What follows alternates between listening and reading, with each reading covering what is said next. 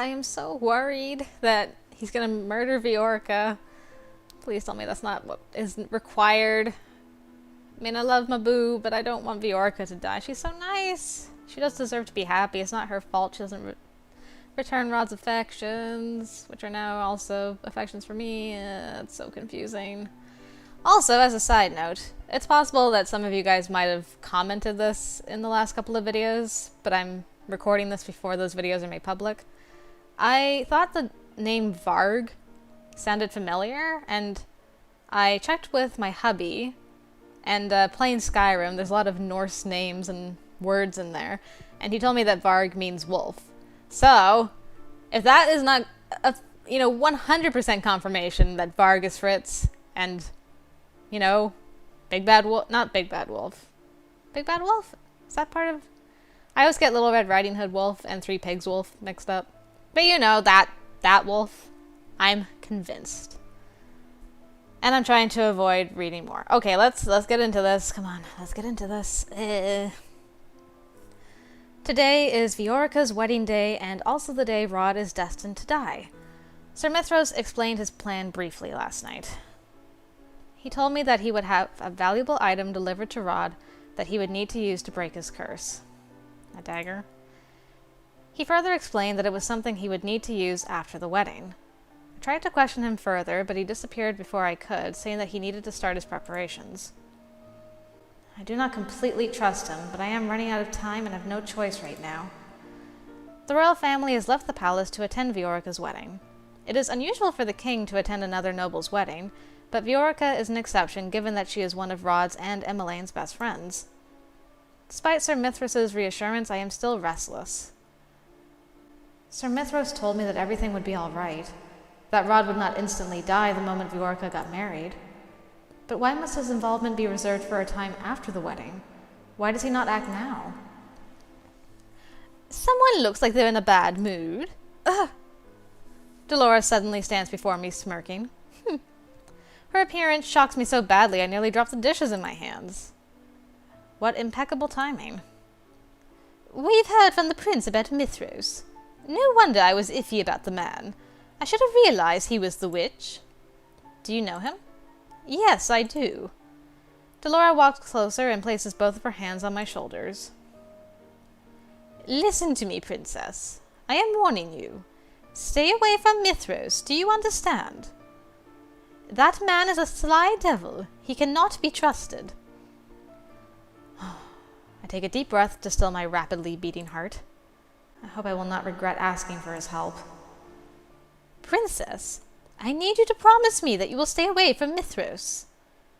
Yes, of course. Good. For the time being, I will resume my investigation.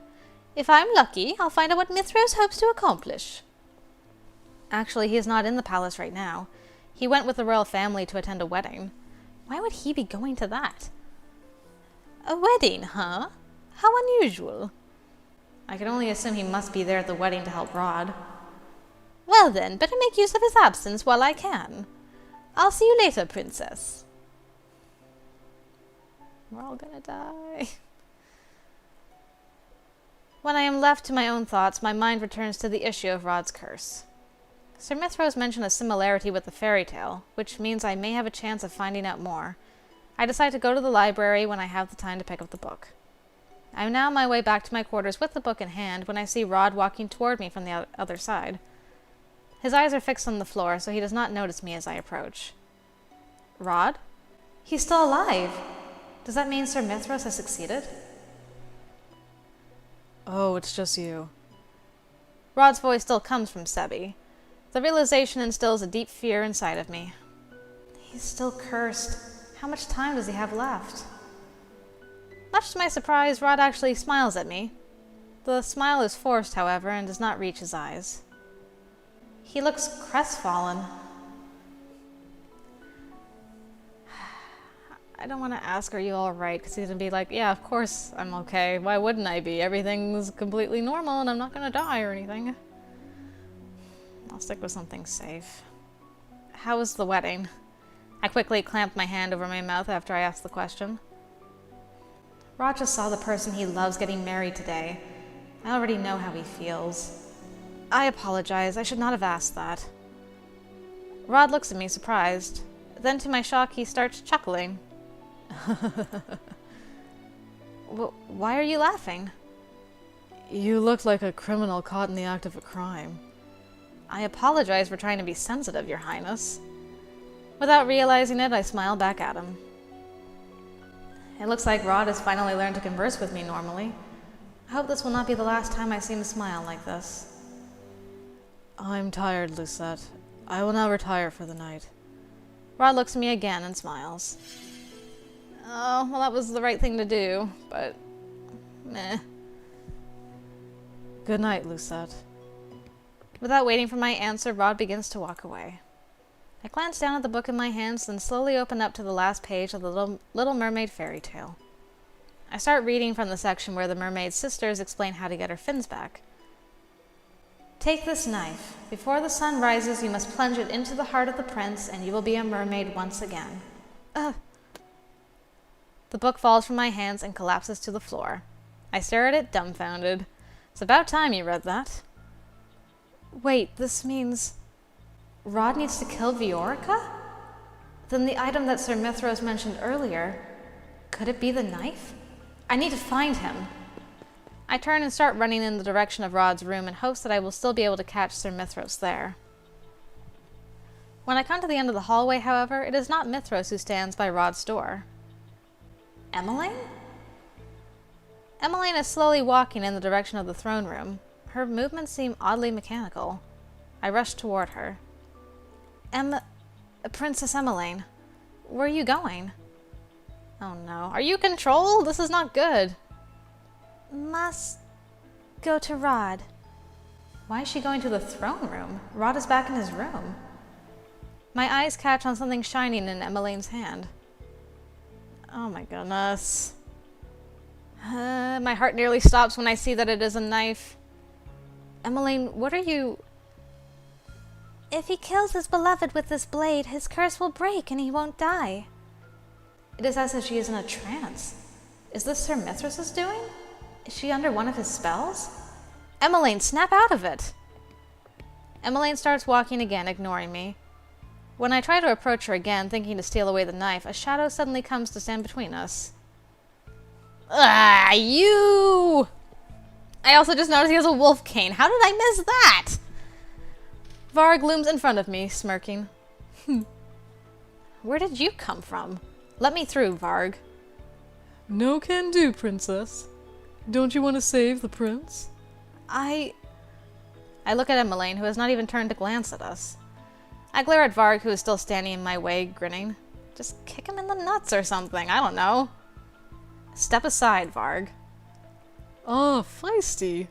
You are a far more interesting princess than your stepsister. I try to sidestep, but Varg follows my motions. I try again and again, but he just thwarts my progress. He holds his hands up in the air, eyebrows raised. Tell me, what would you do if I did let you go? Would you stop him from killing the girl? Rod would never kill her. He would never do anything to harm the person he loves. He refused to do it, and he has no reason to do it now. Varg is silent for a few moments as he considers. Interesting. He steps aside and bows. Go ahead, then. You are letting me go? I would like to see this play end as it may, without any strings attached. What does that mean? What's happening? Chapter 10. The Mermaid's Voice. I really hope that Emmeline isn't gonna, like, hold the dagger above her own heart, and Rod has to choose between killing, Emmeline killing herself or taking the knife and killing Viorica, because, sheesh. I stop in my tracks when I see Sir Mithras standing just in front of the main door to the throne room. He looks at me expectantly as I approach. Sir Mithras? Good evening, Your Highness. Such a lovely night tonight, isn't it?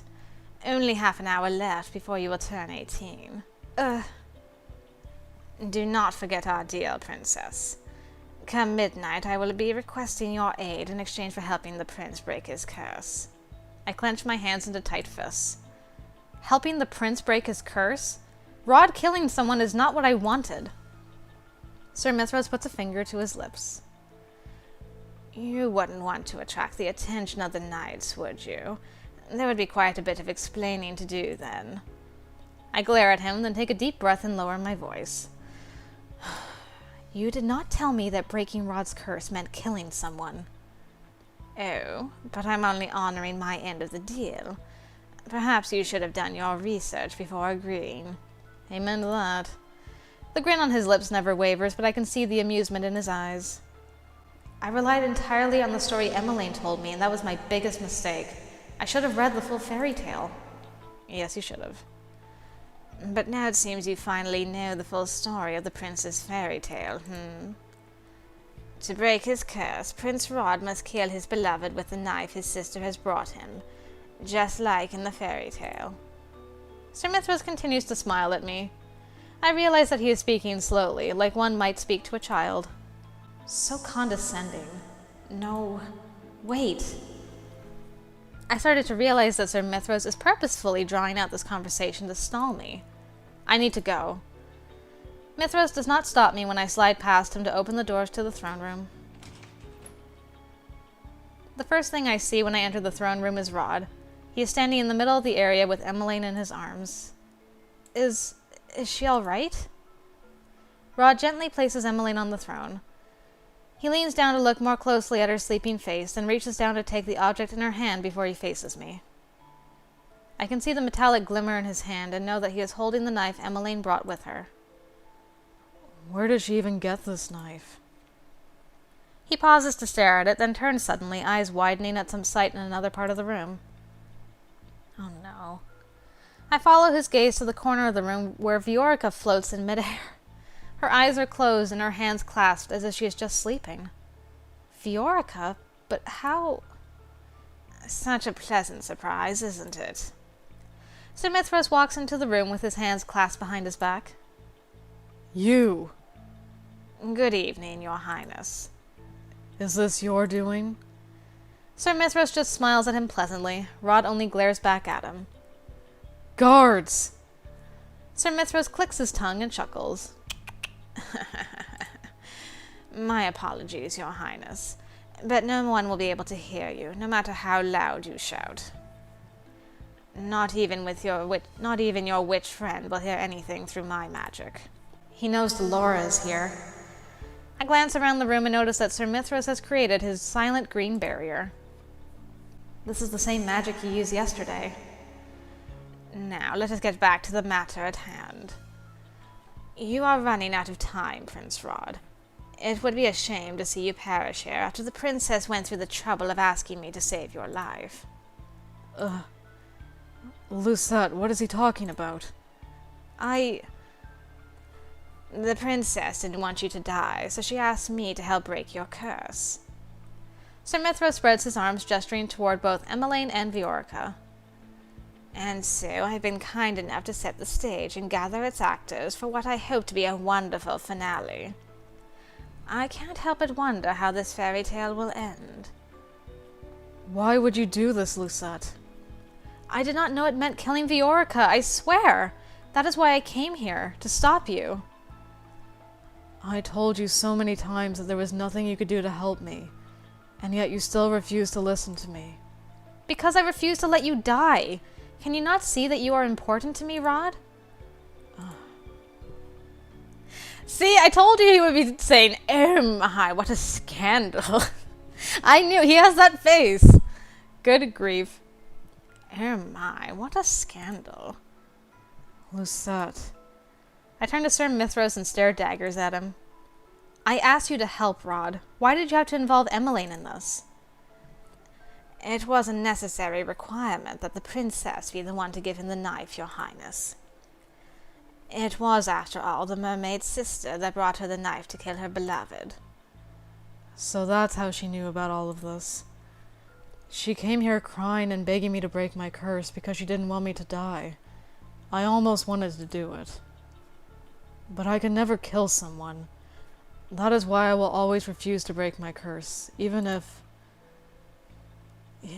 I really want to live.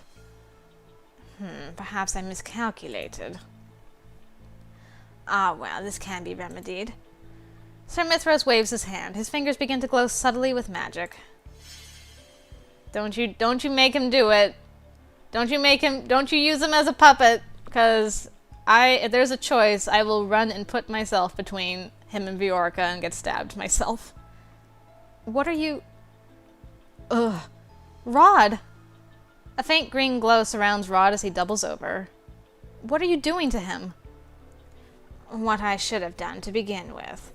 The witch who cursed him said that he must do this of his own accord, but seeing as he refuses, I am going to have to bend the rules slightly. Rod stands abruptly and begins walking toward Viorca. The knife in his hand glistens beneath the patches of scattered moonlight in the room.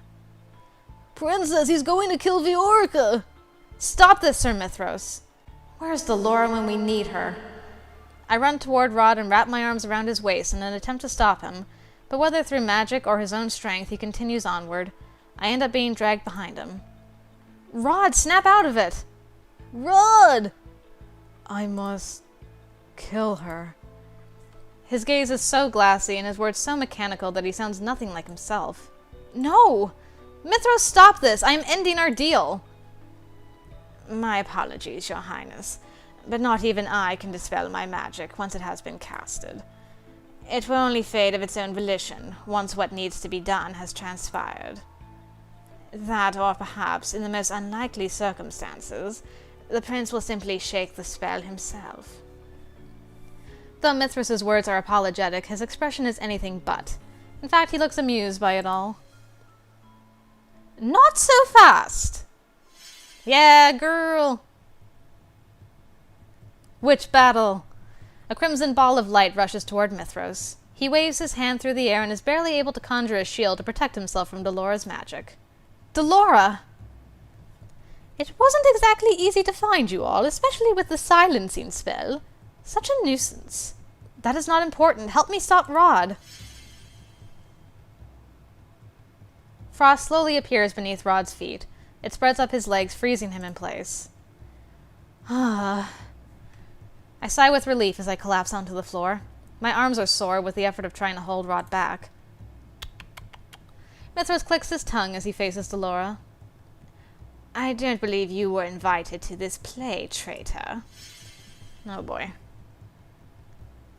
Light gathers around Mithras's hand. Moments later, he releases the energy toward her. Delora in turn conjures a barrier, successfully protecting herself from Mithras's magic. I always did fancy myself a party crasher. Still, to think that you were alive this whole time. Myth. What's your story? Myth? His real name. He is one of the Tanaberan Bear's servants. This person was my mother's servant? The shock of the century. Allow me to correct you. I am her only faithful servant. I am nothing like that ungrateful bastard who betrayed her to the fairies. Who is he talking about? Well, whatever it is you're planning, forget about it. There's no way we're letting you get away with it. Oh? Well, do try your best. But first, a reminder. I am the superior witch here. Energy crackles in the air as sparks begin to form around his hand. This spell is taking longer than his other spells. I notice Delora's worry moments before she's able to cast a shield on herself. This is not good. Mithras releases the bolts of lightning in Delora's direction. Oh. The impact causes both the shield and the ground to shudder. Delora! The smoke clears and miraculously Delora stands unharmed. No sooner has a sigh escaped my lips than another frightening sound echoes across the room. There is a loud crack, very loud, and I realize that it is coming from Delora's shield. Everything after that happens in a blur. Delora is still trying to hold the shield up when Mithras casts another spell at it. It shatters and the magic seeps through and hits her directly. Delora! Really now, have you forgotten the most important lesson in defense magic? Always conjure another shield after being hit by a powerful spell. Or, oh, I do apologize. Perhaps I did not give you enough time to cast another shield. How thoughtless of me. Delora lays on the floor, unmoving. Delora! I'm about to rush to her side when Mithras moves to stand in front of me with a malicious grin on his face. It will do you no good to be in denial, Princess. How could you? How could you hurt another witch? It is not a crime to destroy a traitor. He looks back at Delora with clear disdain. Then he sets his eyes back on me and raises his eyebrows. It is foolish of you to try to stop this. You wanted this, and I will not allow you to renege on our deal. The prince will break his curse, and you will help me. Help you? Yes, I went to great pains to make sure Alcasta kept you safe, just so you could repay me. You said that you made a deal with Alcasta to borrow the knight's assistance. And what would I need the knight's assistance for, dear princess? I never needed the knight's. I just needed Alcasta to keep you safe. I would have gotten rid of him myself if I wasn't sure the king would eventually find me. So this whole time, you were only trying to keep me safe? To use me? Use is such a simple, ugly word. Remember, I just want you to help me. Princess! I turn around and realize that Delora's spell on Rod has faded and that he is now only a few feet away from Viorica. Rod! I force myself to run toward him as fast as I can manage. I will not let you kill anyone. I do not know what I must do to stop him, so I do the first thing that comes to mind. I put myself between Rod and Viorica, just as he is about to plunge the knife into her. Good job, girl. Princess! It had to be done. It had to be done. My body is racked with pain the moment the blade sinks into my shoulder. Ugh! I collapse to the floor and hold on to my injured shoulder. I can feel my blood seeping between my fingers. You fool! You could have easily been killed. I do not care.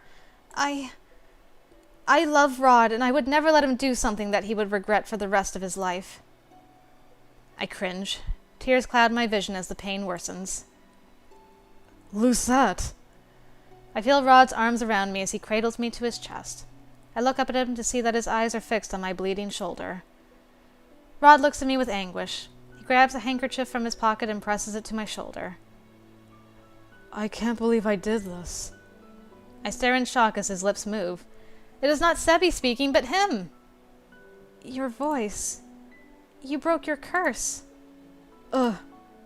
But how?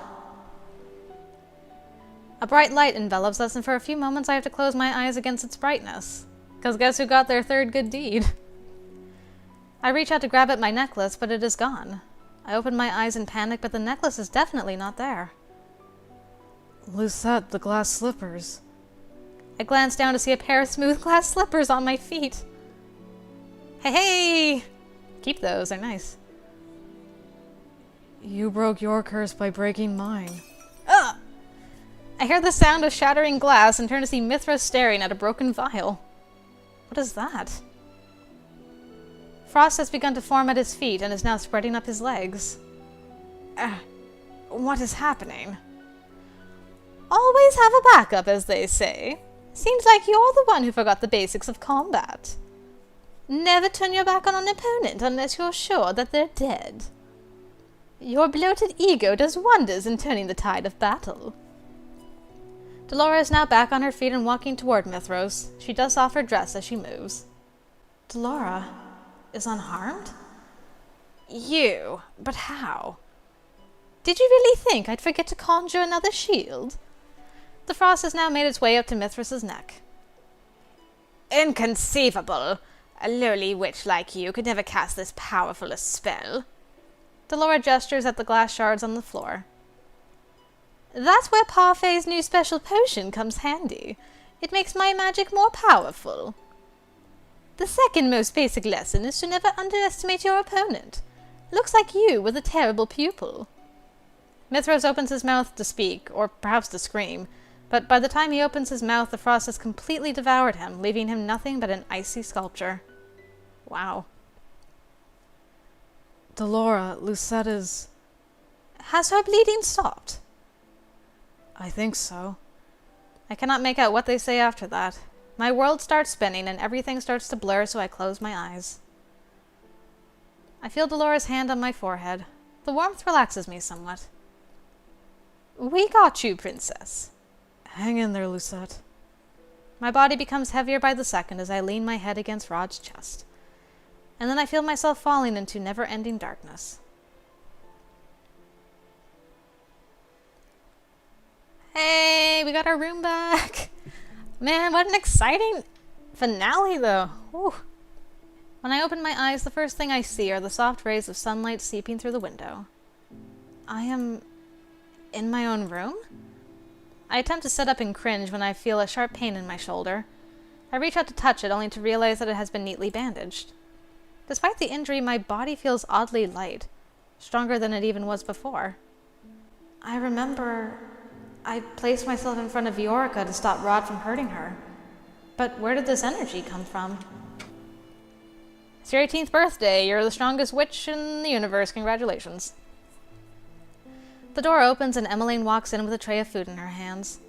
She stops when she realizes that I am staring at her and nearly drops the tray in her rush to stand beside me. Lucette, you're finally awake! I was so worried about you. I'm so sorry. This was all my fault. What are you talking about? It was mine, not yours. I remember bringing the knife to Rod, but I can't remember much of what happened before or after that. Just that when I woke up in the throne room, I saw that you were bleeding in Rod's arms. I thought you were going to...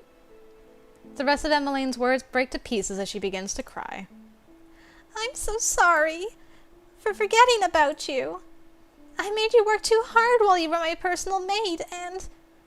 I shake my head with a sigh. It was not your fault I was cursed, Emmeline. But... I look at her tear-stained face. She was not at fault, yet here she is crying. She really is a good person. I spread my arms. I'm gonna start crying. Lucette? I turn away, suddenly embarrassed. You look like you needed a hug. Emmeline stares at me for a few moments. I'm about to reconsider when I suddenly feel her arms around me. Be careful though, I'm injured.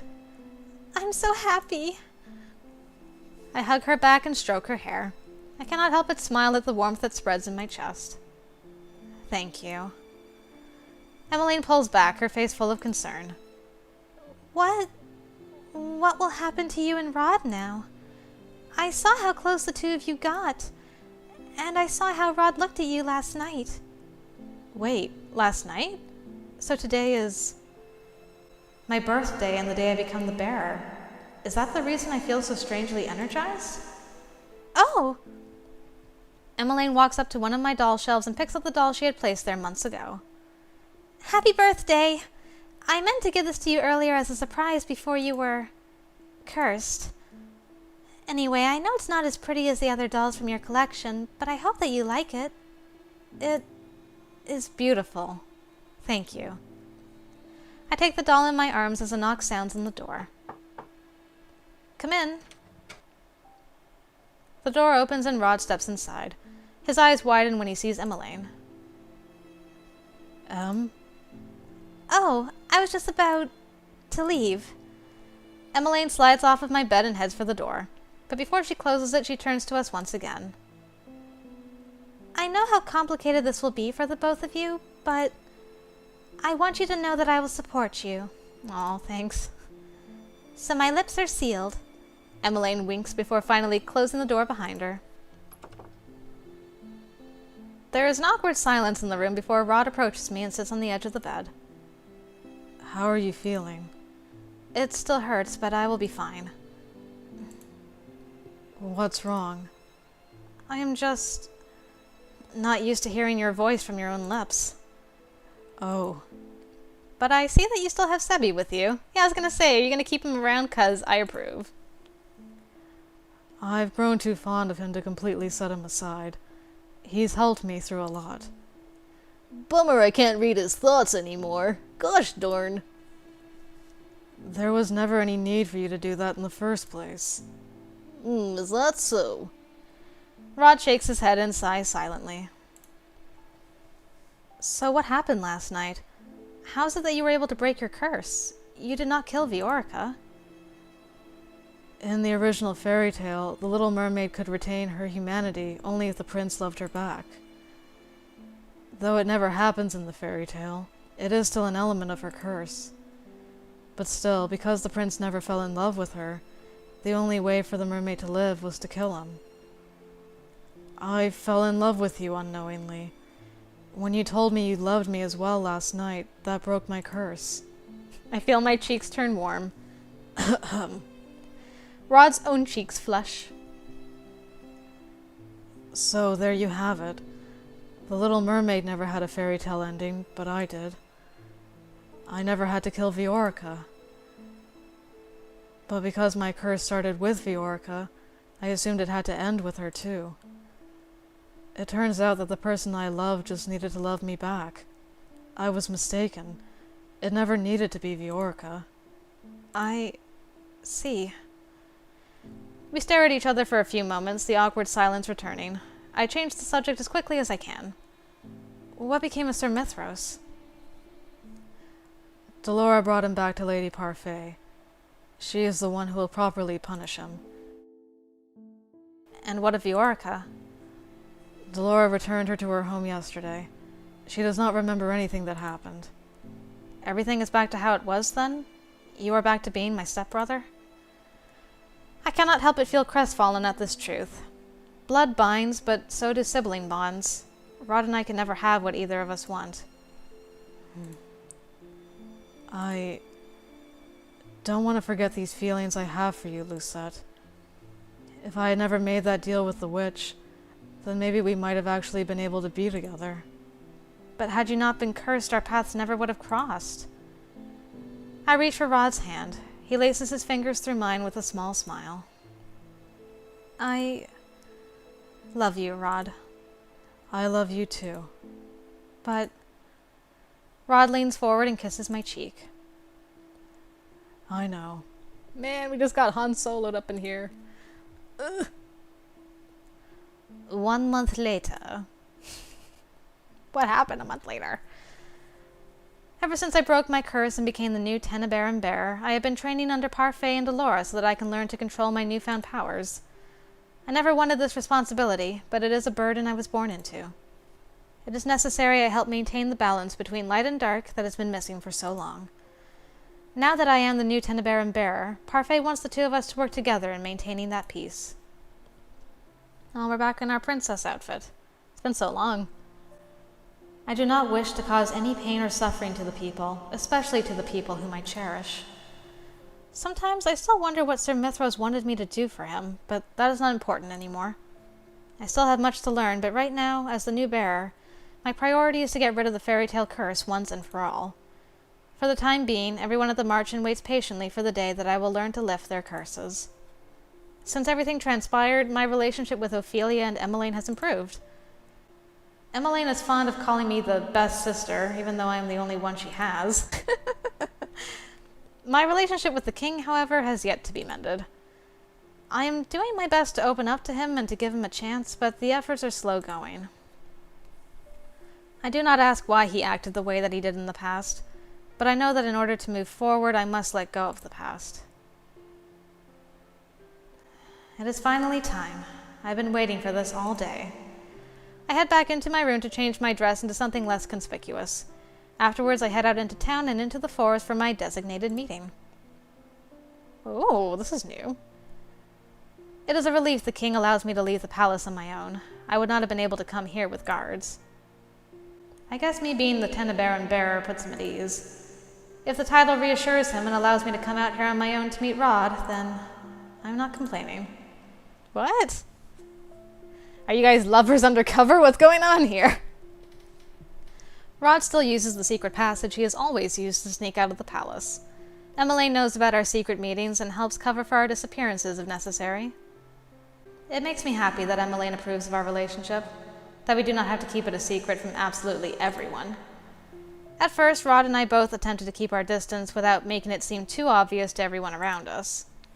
Though Ophelia seems to suspect something is going on between the two of us, she has not asked questions. Emmeline was not happy with our decision. She said she felt terrible that we would be forced to let go of something so precious on account of our titles. She was right. More than that, it was difficult for the two of us to deny our feelings for each other. In the end, we came up with a solution, even if it is temporary. We decided to secretly meet up in the forest every once in a while so that we could be together without any pretenses. Even just for a little while. When I catch sight of Rod, I run toward him and throw my arms around his neck. I feel Rod snuggle his face into the crook of my neck. May I have this dance? Always. You can always have this dance. You guys are like peasants out here in the forest. This is the happiest ending we can hope for, though. This is so sad. I take Rod's hand and begin dancing to a silent song. The first time I danced with him, it was to prove a point. It was when neither of us even liked each other. I remember this as I stare at him. What? Is there something on my face?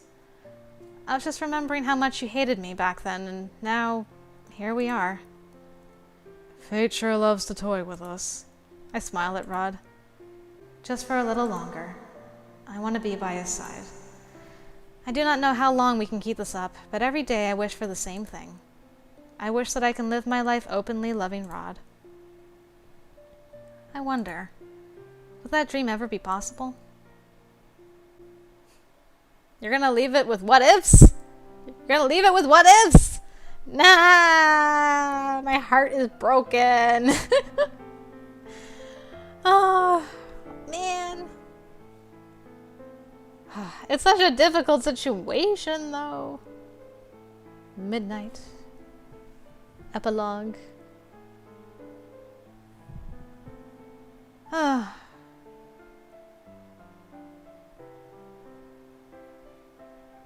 Well, I mean, I love this route. I'm just bummed out about the ending. I'm like Sebi. Although, something else that could have improved this is Sebi singing Kiss the Girl. That would have made this route another 10 times better. Sha-la-la-la, my oh my, looks like the boy's too shy, ain't gonna kiss the girl. Is there gonna be something after this, the credits? Cause, I'm so sad. I'm so sad. Going through all these memories. Man, this is like Dandelion up in here with the credit scene. Do you remember all the good times you had with this boy? Also Nameless, I guess, did that too, but oh man. Oh, Sebi. Sebi wasn't here when we danced at the end. Never forget Sebi.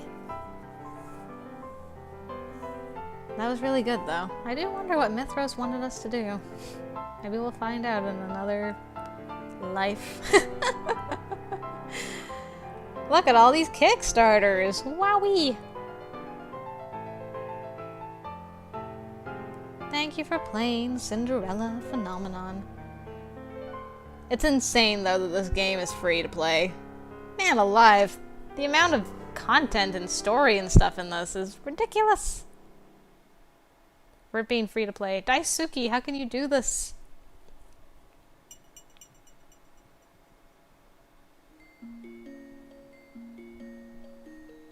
I feel like this is the end. The end. That is the end. Achievement unlocked. Merman's voice. Oh, look! Look, there he is! Oh. Goodness gracious. I feel so sad.